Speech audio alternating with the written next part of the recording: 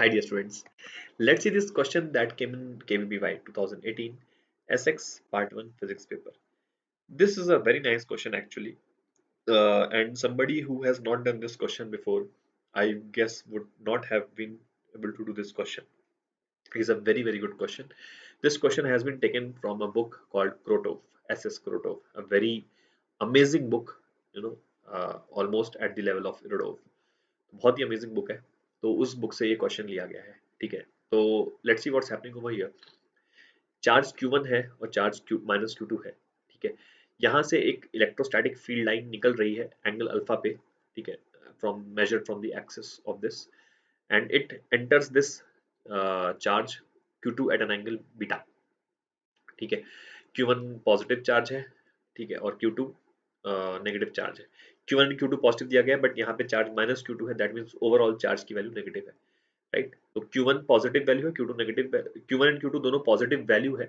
तो जैसे यहाँ पे माइनस Q2 चार्ज है, दैट मीन्स ये चार्ज नेगेटिव होगा। फॉर एग्जाम्पल अगर Q2 की वैल्यू 5 है, तो ये चार्ज माइनस 5 है, that means this a negative charge. Okay, so alpha की वैल्यू 30 डिग्री दी गई है, हमें बीटा का रेंज फाइंड, बीटा की वैल्यू फाइंड करनी है एक्चुअली, और चार्जेस के मैग्नीट्यूड्स का मतलब रेशियो दिया गया है, that means Q2 is 3/2 Q1, that means कि जो चार्जेस के मैग्नीट्यूड्स का रेशियो है वो हमें गिवन है। राइट, तो हमें बीटा की वैल्यू फाइंड करनी है। Now there are few things that we should like to, that I will be using in this.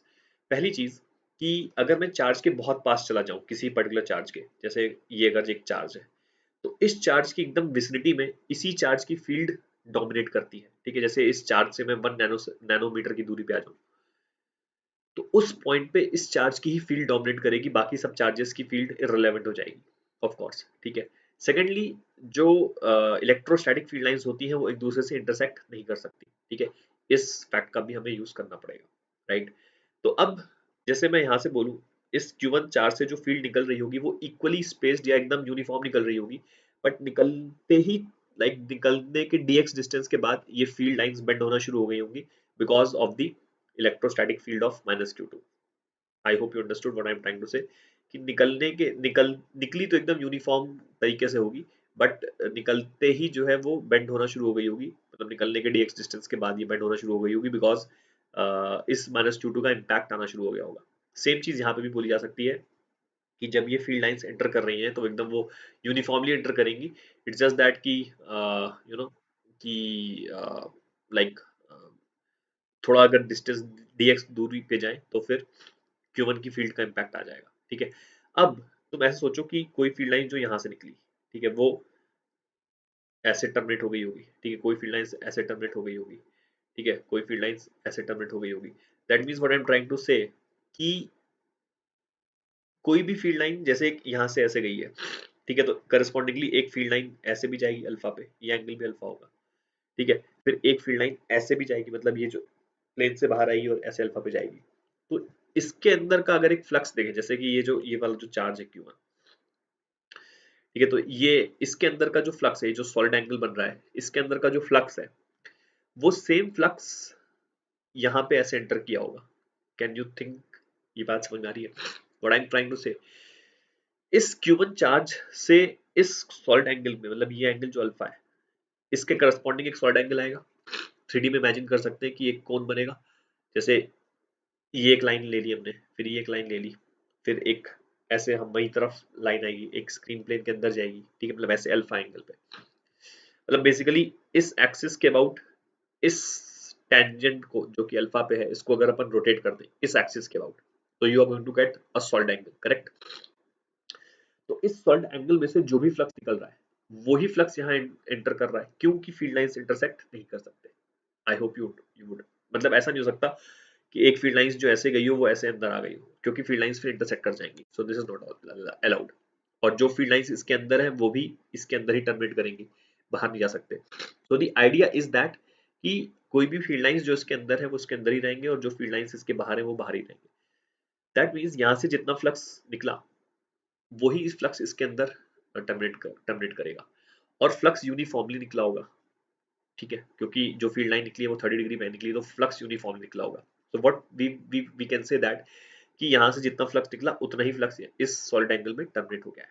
ठीक है, this is the idea. I hope you would have understood. ठीक है, तो अब what I'm going to do, I'm just going to equate the flux, magnitudes of flux on both the sides. और since flux uniformly निकला है, as I told you, because field lines uniformly निकलते हैं, तो अगर इसकी वैल्यू चार्ज की Q1 है, तो Q1 upon 4 pi, तो Q1 upon 4 pi is the uniformly distributed flux, ठीक है, इसका कितना फ्रैक्शन, ये सॉलिड एंगल, ये वाला सॉलिड एंगल, ठीक है, तो ये सॉलिड एंगल की वैल्यू कैसे लिखी जाएगी, 2 pi into 1 minus cos alpha, right. I hope you understand this, कि अगर ये एंगल अल्फा है तो सॉलिड एंगल की value 2 pi into 1 minus cos alpha होती है, स्टैंडर्ड रिजल्ट है, ठीक है, सबको पता होगा स्टैंडर्ड रिजल्ट, ठीक है, कि जैसे अगर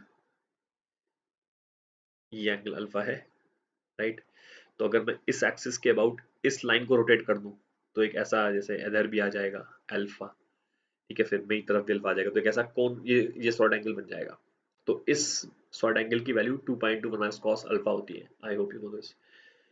तो this is the magnitude of the flux, ठीक है, इधर से जो निकलेगा, और उतना ही फ्लक्स यहाँ पे टर्मिनेट कर जाएगा। अब माइनस लिखने की जरूरत नहीं, minus sign just tells you कि वो फ्लक्स टर्मिनेट कर रहा होगा, ठीक है, तो मैग्नीट्यूड्स वाइज लिखते हैं, तो Q2 upon 4 pi into 2 pi into 1 minus cos beta, इतना फ्लक्स यहाँ पे टर्मिनेट कर गया, राइट, तो ये 2 पाई 4 पाई कैंसिल हो जाएगा, Q1 इज टू Q2 का रेशियो हमें गिवन है, तो Q2 को वी कैन राइट 3/2 Q1, तो यहाँ से आ जाएगा 1 minus cos alpha is equal to 3/2 into 1 minus cos beta, ठीक है, कॉस अल्फा की वैल्यू 30 डिग्री की मैंने, तो once you put cos alpha is 30, तो यहाँ से जो कॉस बीटा की वैल्यू आती है, ठीक है, वो ये आती है 1/3 प्लस 1/√3, ऐसी वैल्यू आ जाती है, तो उसको सॉल्व करोगे तो ये आ जाता है, ठीक है, तो बीटा इज अप्रोक्सीमेटली, इसको सॉल्व करेंगे कैलकुलेटर यूज करके, तो अप्रोक्सीमेटली 24 डिग्री आएगा, ठीक है, 24.5 के आसपास, हेंस ऑप्शन ए जो है मैच कर जाएगा, ठीक है, तो question is very nice, as I told you, क्रोटोव का क्वेश्चन है, तो बहुत अच्छा क्वेश्चन है, ठीक है, तो definitely it was one of the very like amazing questions asked in this paper. So that's it, my dear friends, I hope you would have been able to understand this solution. Thank you.